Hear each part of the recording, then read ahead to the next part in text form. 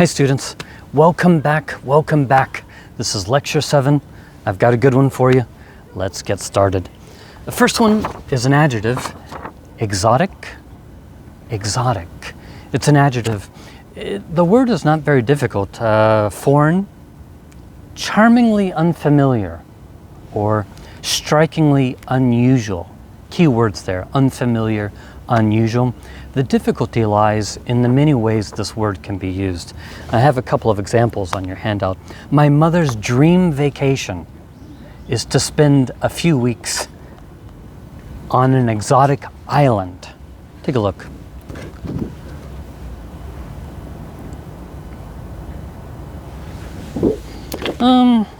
What's another example? Most Americans think of Hoju as a strange and wonderful continent full of exotic plants and animals. Let's see here. An exotic flower, strange, unusual.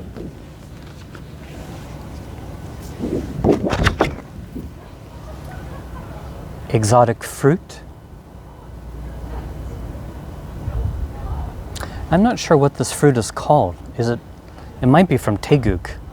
It looks like, I don't know, mangosteen? Maybe not. I can't remember what this is called. Oh, maybe it's from Vietnam. Anyway, it seems exotic to me. What else?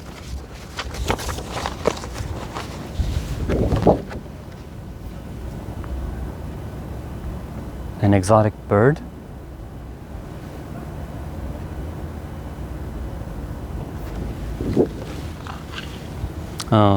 Take a look at this. Have you ever seen this before, guys?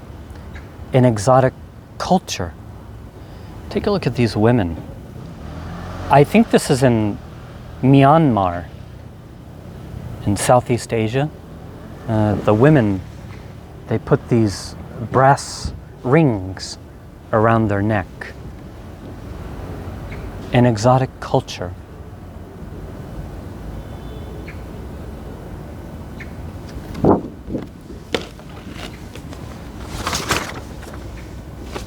Anyway, that's exotic. Students, if I were you, I would put 5 stars by this word. You're likely to see it on the final exam. Look at the next one. Pretty easy. Access, means of approaching or entering a place. Okay, so simple example. I circled it on my handout. This staircase gives us access to the top floor. Another example, guys. Take a look at this. This is a master key.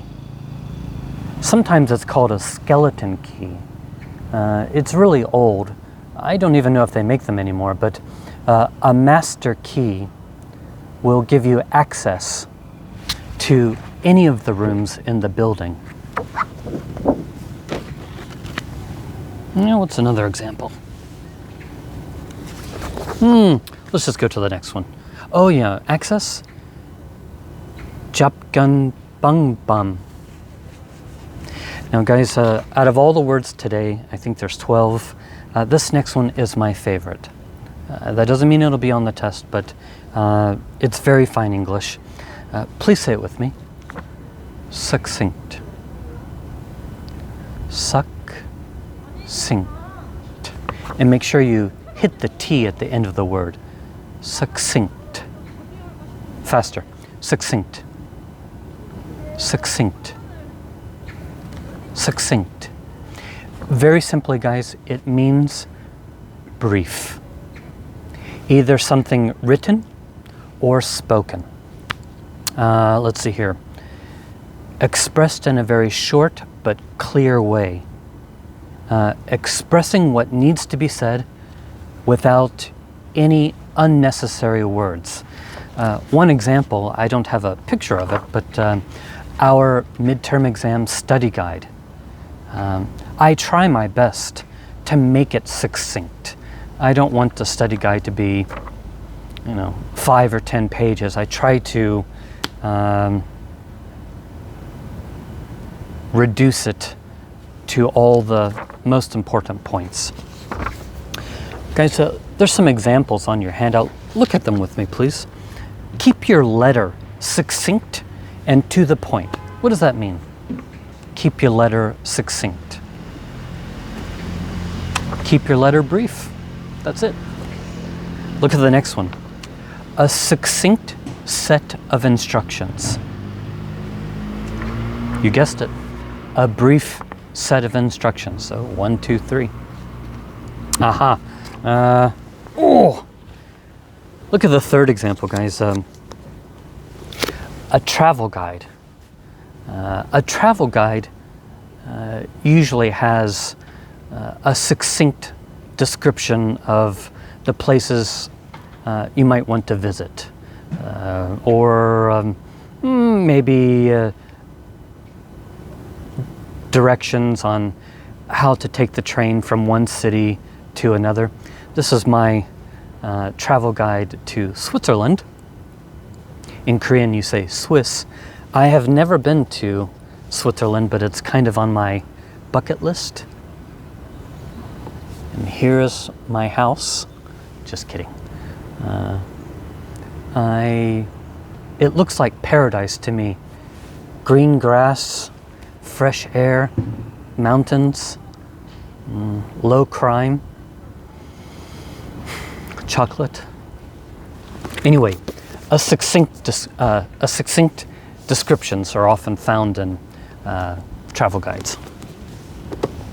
One more example, guys. In only a paragraph, the author wrote a succinct summary of the book. What does that mean?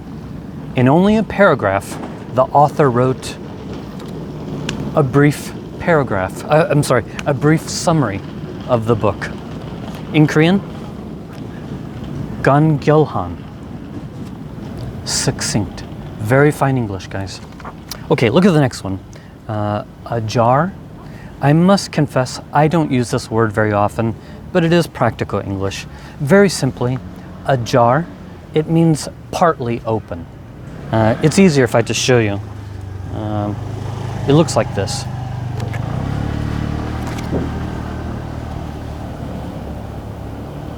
See how the door is a little bit open?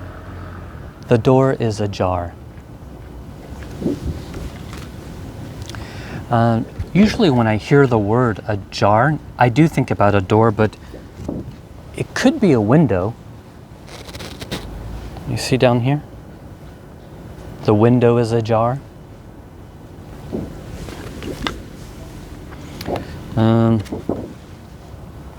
The gate is ajar. Actually, this is not the best example because it's kind of wide.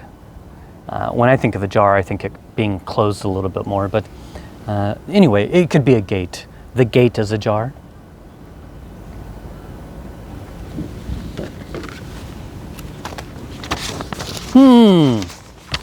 What's next? Anyway, ajar, very simply, partly open. Interesting. This next one, an adjective. I don't think you're familiar with this one. Dogmatic.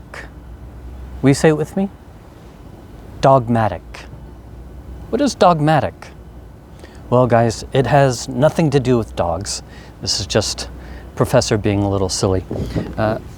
Dogmatic is when you express your personal opinions, your personal beliefs, as if they were fact.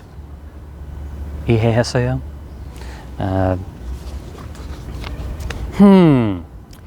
If you are dogmatic, you are certain that you are right and everyone else is wrong. I don't have a photo, but Trump is a good example of someone being dogmatic. So, you know, everyone is entitled to their own beliefs, but For Trump, if you do not agree with him, well, you're just a loser in his mind. That's dogmatic. And I cannot stand to be around people like that. Do you remember Flip the Bird? Yes. Guys, in America, it's generally agreed that there are two things you should not discuss in public, and that is religion and politics. And now, at the risk of my job, I'm going to discuss both with you. Because if we can't talk about these things here at a university, then when and where can we, have a free exchange of ideas? All right, don't get mad at me, okay? My major is political science, so take a look at this. I have a photograph. Hong Jun-pyo. Of course, I am not a citizen of Korea. I cannot participate. But Hong Jun-pyo, some of my students told me that he was dogmatic. A strong president for ordinary people. All right, don't get mad at me.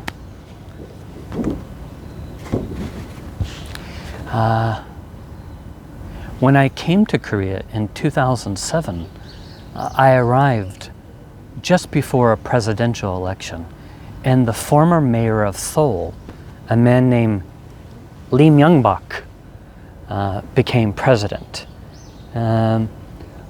Someone told me that his nickname is the Bulldozer. Have you ever heard that before? The Bulldozer? I thought that was very interesting.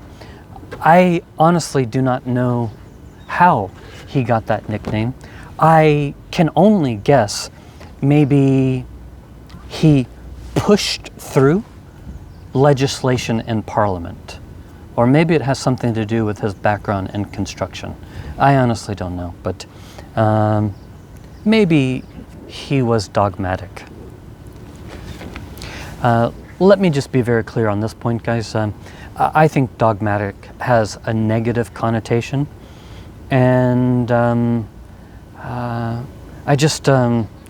I really don't like being around people who are dogmatic. Another example, and again, I don't want to get myself in trouble, but are people who are super religious. I don't mean if you have spirituality, if you attend church, or if you have a religion, or if you don't have a religion, but there are some people, for example, on the subway or on a street corner, who are yelling at people.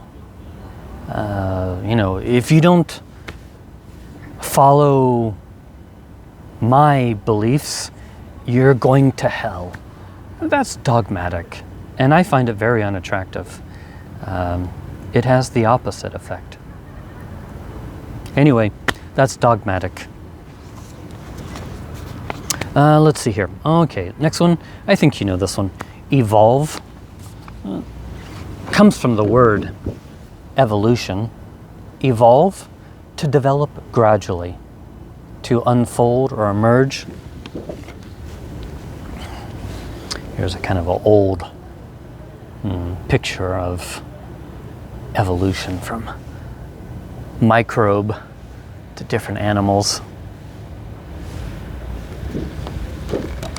But keep in mind, evolve does not have to be a plant or an animal. It could be an idea or someone's personality, so on and so forth. It just means to change gradually. I do have an example on your handout here. So Korea has evolved from a war-torn, so devastated by war, desperately poor agricultural nation into a major economic power. This next one is one of my favorites. It's an adjective, radiant. Will you say that with me? Radiant. In its most simplest definition, it means sending out light, like the sun. But guys, I put 2 stars. Let's see if I can get it to focus. Do you see where I am? Put a star by those sentences. Hit pause if you have to. Glowing with love, confidence, and happiness, or happiness. Obviously very happy or very beautiful. I'll give you an example. Take a look at this photo. So, a young girl smiles radiantly as the sun shines through her hair.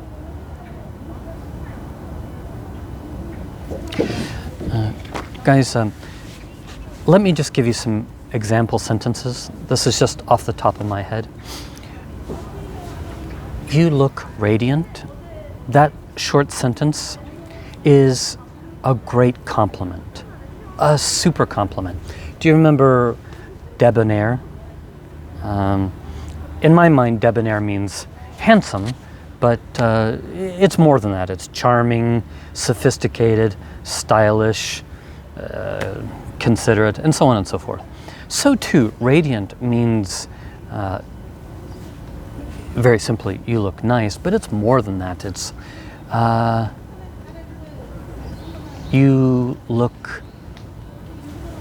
you're glowing with love, confidence, and happiness. And again, guys, this is a super compliment. So you can say, hey, you look nice. Oh, thanks. Or you can say, you look beautiful. Thank you. Or you can say, you look gorgeous. Very nice, thank you. But if you really want to take it to the next level, hey,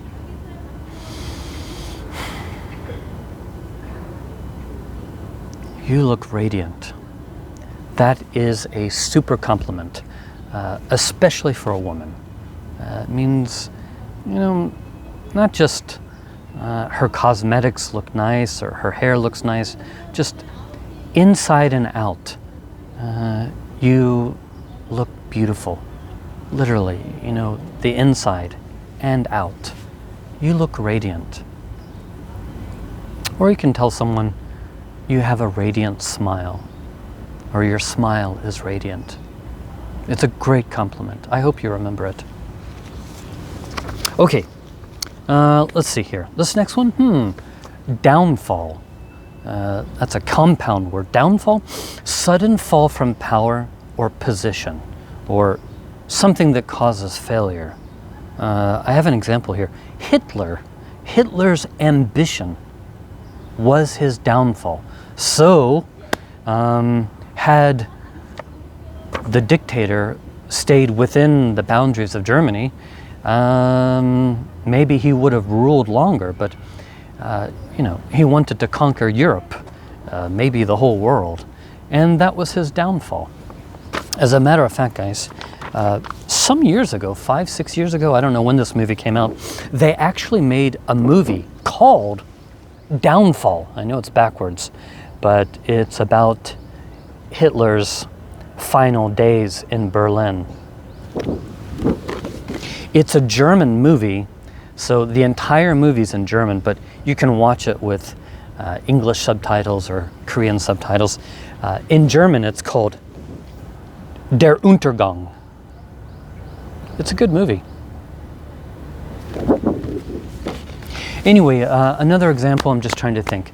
I don't know. I'm just making this up, but arrogance was Trump's downfall. I don't know if this is true, but maybe greed. Do you know greed? I can't remember. What is that in Korean? Wanting more money? What is greed? I don't remember. Wanting more money? I can't remember the name of it in Korean. That bothers me. Anyway, as soon as the video is over, I will remember. But just as an example, greed was Lee Myung-bak's downfall. 이해했어요? Okay, moving on. That's downfall. This next one, easy. I think you'll know this one. Adjective, compatible. So here is a man and a woman. She looks radiant, by the way. They look very much in love.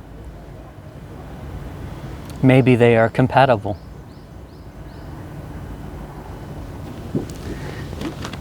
What do I have here? Compatible? Generally, I think about two people able to have a good relationship, well suited. But there's some other examples, guys, on your handout. For example, this software may not be compatible with older operating systems. So keep an open mind. It doesn't have to be two people. And I think it's interesting, surprising, how often people with very different personalities turn out to be compatible once they get to know each other. In America, we say opposites attract. Have you ever heard that before? Opposites attract? Do you believe that? Well, anyway, that's compatible.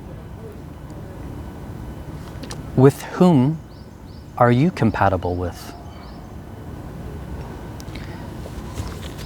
Are you familiar with the personality test MBTI? I took it recently, and the results are on the handout if you're interested. Look at the next one, guys. I told you earlier that succinct was my favorite word. This next one, certainly, I use the most. Drowsy. It just means sleepy, especially during the daytime. Tired and ready to fall asleep. Feeling sleepy, especially when it's not the usual time to sleep. So, for example, guys, if you've been burning the candle at both ends, if you've been staying up late and waking up early, it's very common to feel drowsy later in the day, you know, in the afternoon, especially for me. Let's see here. Some examples. Drowsy? Yeah. Certainly in the classroom, many of my students look like this. Yeah, they're exhausted. They're yawning all the time. I see my students, they do this.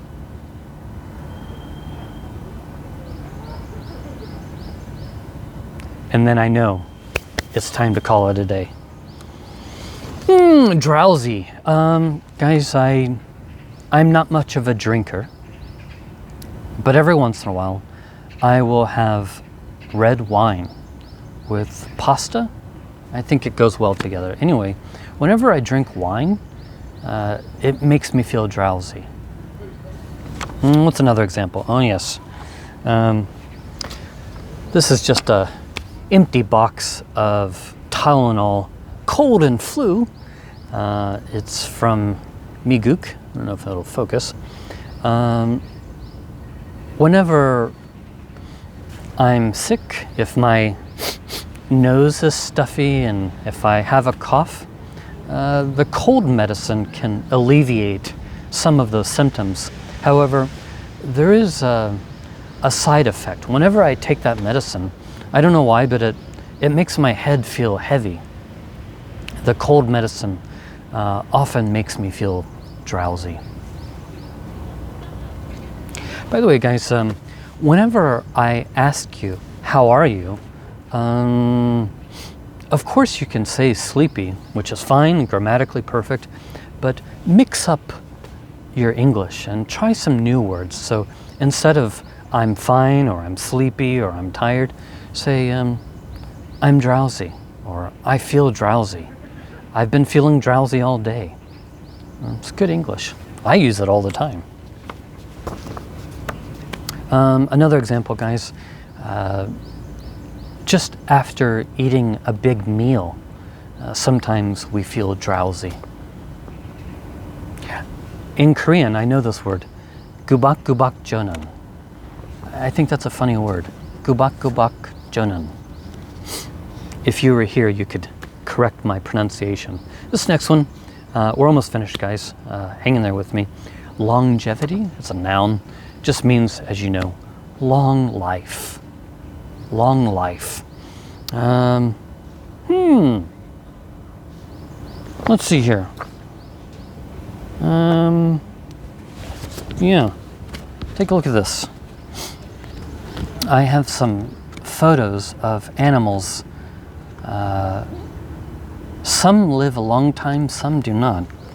Take a look at this. This is what's called a mayfly. I know, not very attractive, but it only lives 24 hours. And then it dies.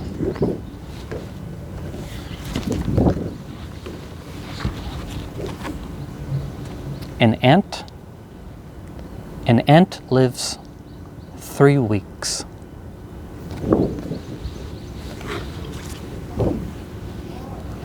A dragonfly lives 4 weeks.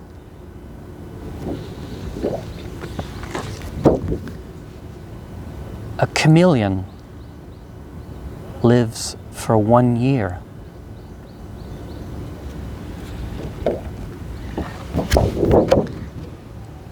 A house mouse also lives for 1 year. Take a look at this. You know this fish? It's a kind of carp, koi. They can live to be 25 to 30 years. That's right, this fish is older than you.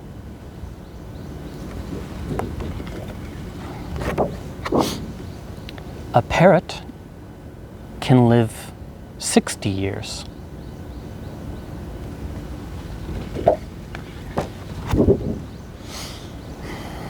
Mr. Elephant can live for 70 years.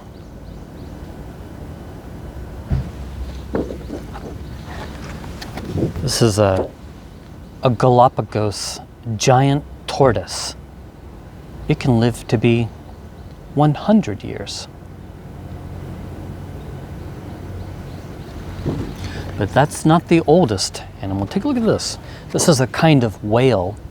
It's called a bowhead whale, and it can live to be 200 years old.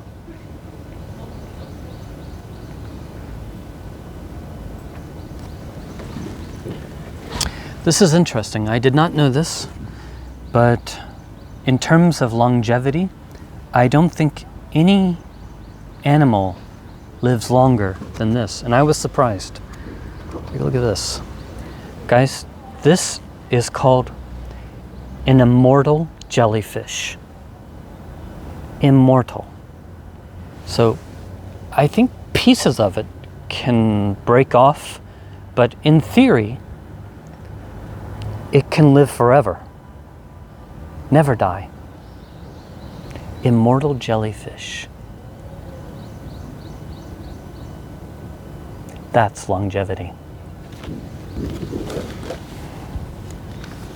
Okay, last one, guys, and then we'll call it a day. This next one, it's an adjective. Inanimate. The prefix in means not. So inanimate, not animated, animation, not alive, especially not in the manner of animals or humans. Trying to think of an example. Very simple example, guys. A rock. A chair. A book. These are all inanimate objects. Look at the example on your handout. Do you see where I am, guys? Although fossils, do you know fossil? In Korean it's hwasak.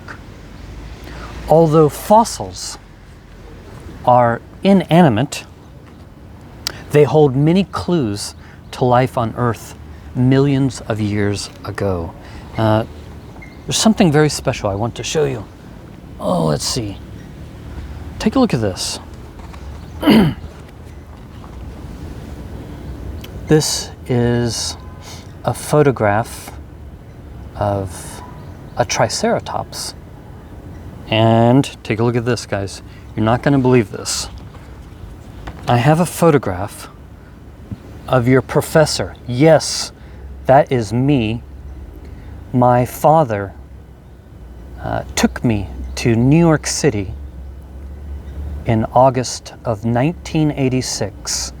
I was 8 years old, and he and I, we visited the Museum of Natural History. And this photograph was taken in '86.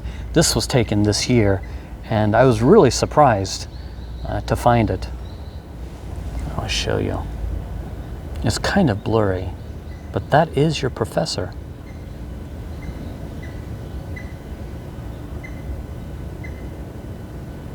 Now I am a dinosaur. All right, guys, let's call it a day. It was great to see you. I hope you're doing okay in your major classes, and I will see you soon. Goodbye.